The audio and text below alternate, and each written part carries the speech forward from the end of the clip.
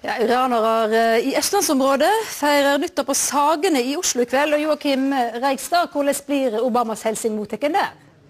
Jo, her på Sagene så er det klart for stor feiring av nyttår. Vi kan høre med Davod, hvordan mottar dere Obamas budskap om en utstrakt hånd i dag? Ja, egentlig først jeg må være godt nyttår, i hvert fall til alle iranere, i hvert fall. Afghaner, tajiker, og så masse andre der som prater persiske folk, eller persiske som ord.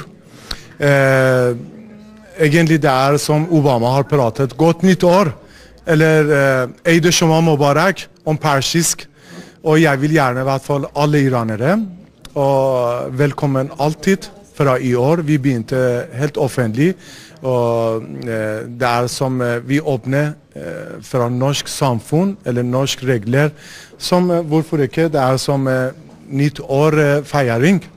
Men fortell oss litt, her ser vi et festbord, og det er jo ikke akkurat typisk norsk, kan vi si. Hva er det disse tingene her symboliserer? Ja, egentlig det er, dette er som en historie, det står bak 7000 år historie. Og hvis jeg skal forklare den historien til dere, det er lang forklaring det skal være. Men vi kan høre, det er en gullfisk her, den er litt spesiell. Ja, det er gullfiske, det er som likelig. Det er som Anahita-historie. Veldig, veldig lang historie fra den fisken. Men det er kort forklaring, det kan jeg si Anahita-historie det da.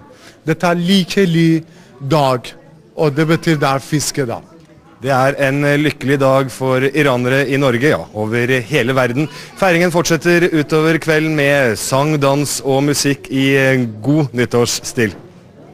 Vi sier takk til dere og går over til sporten. Det er nesten dødt løp i verdenscupen i langrenn. Ja da, Dario Colonia, han nærmer seg Petter Northug.